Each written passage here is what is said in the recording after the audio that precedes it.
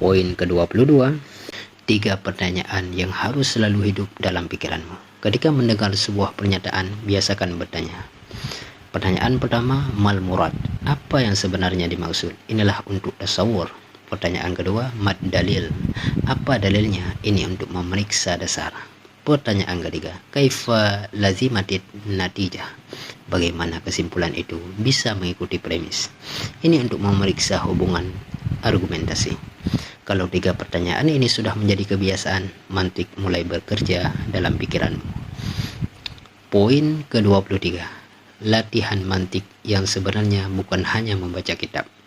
Kalau ingin mahir, jangan hanya membaca, latih dirimu dengan perkara sehari-hari. Ambil satu pernyataan, misalnya kalau seseorang rajin belajar, pasti sukses. Kemudian bongkar, apa yang dimaksud dengan rajin? Apa yang dimaksud dengan sukses? Apakah pasti benar? Apa premisnya? Apakah ada faktor lain? Apakah ini hukum universal? Atau hanya kecenderungan? Kemudian ambil pernyataan lain. Apa definisi kaya? Apa definisi bahagia?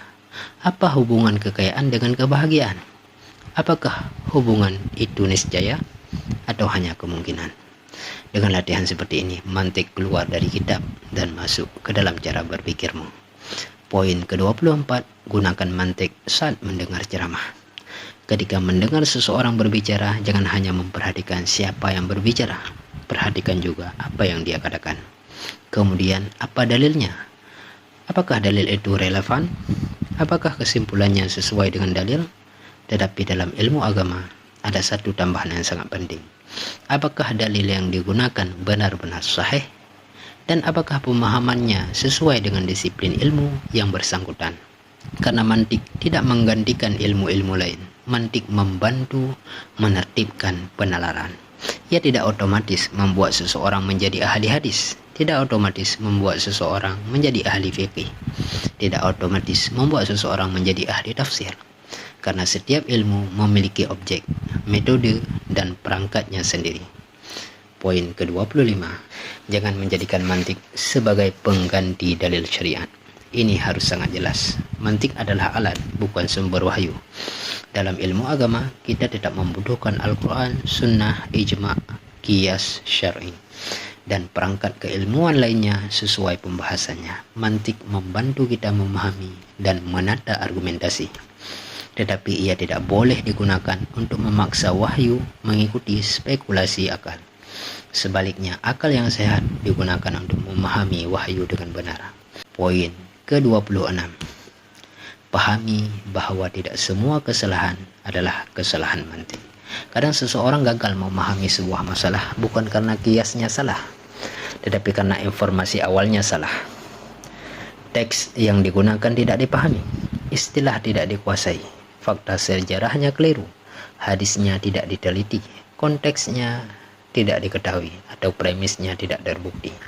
Maka ketika menemukan kesimpulan yang salah, jangan langsung berkata mantiknya salah. Bisa jadi al-madatu fasidah, bahan atau premisnya yang bermasalah. Disinilah kita belajar membedakan kesalahan materi dan kesalahan bentuk penalaran. Poin ke-27, tingkatkan mantikmu dari hafalan menjadi malakah.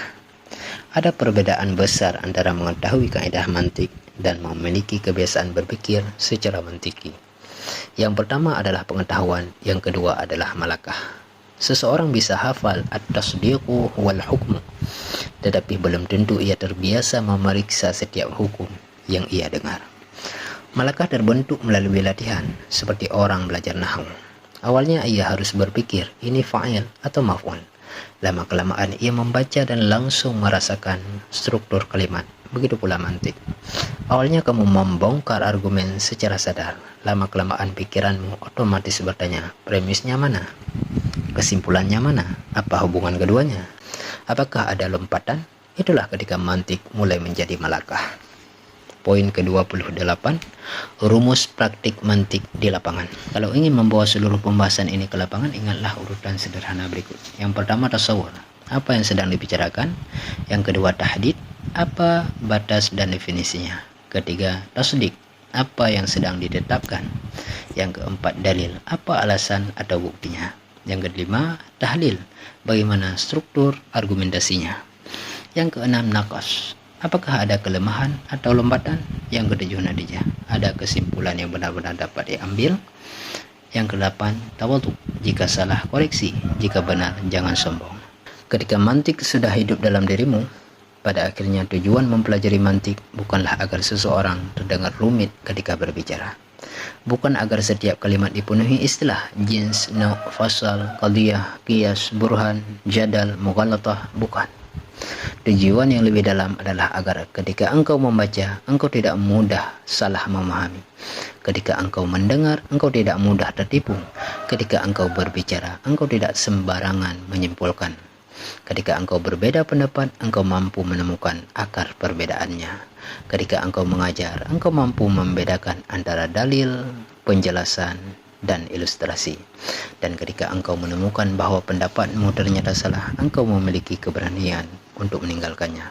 Karena pada akhirnya ilmu bukan tentang seberapa hebat aku mempertahankan pendapatku, tetapi seberapa jujur aku ketika berhadapan dengan kebenaran. Mantik mengajarimu untuk menertibkan pikiran, tetapi ilmu yang lebih tinggi mengajarimu untuk menertibkan nafsu ketika berpikir. Sebab terkadang masalah manusia bukan karena ia tidak mampu memahami kebenaran, tetapi karena ia sudah memiliki kesimpulan sebelum mencari kebenaran. Ia tidak lagi bertanya apa yang benar, tetapi bagaimana caranya agar pendapatku terlihat benar. Disinilah mantik harus bertemu dengan adab. Akal membutuhkan ketelitian, ilmu membutuhkan kejujuran, dan pencarian kebenaran membutuhkan kerendahan hati. Maka jadikan mantik bukan sebagai pedang untuk memukul orang lain, jadikan ia sebagai cermin untuk memeriksa pikiranmu sendiri. Setiap kali engkau mendengar sebuah pernyataan, tanyakan mal muradu, apa maksudnya, kemudian mad dalilu, apa dalilnya, kemudian kaifa lazimat natijah, bagaimana kesimpulan itu bisa mengikuti dalil. Dan terakhir, tanyakan kepada dirimu sendiri, hal ana abhasu anil haq am abhasu amma yuwafiqu hawa. Apakah aku sedang mencari kebenaran, atau sebenarnya aku hanya sedang mencari sesuatu yang sesuai dengan hawa nafsuku? Jika pertanyaan terakhir ini mulai hidup dalam dirimu, maka mantik tidak lagi hanya menjadi pelajaran di dalam kitab. Ia mulai menjadi cara berpikirmu, dan ketika itu terjadi, engkau tidak sekedar mengetahui ilmu mantik, engkau mulai memiliki malakah mantik. Wallahu a'lam.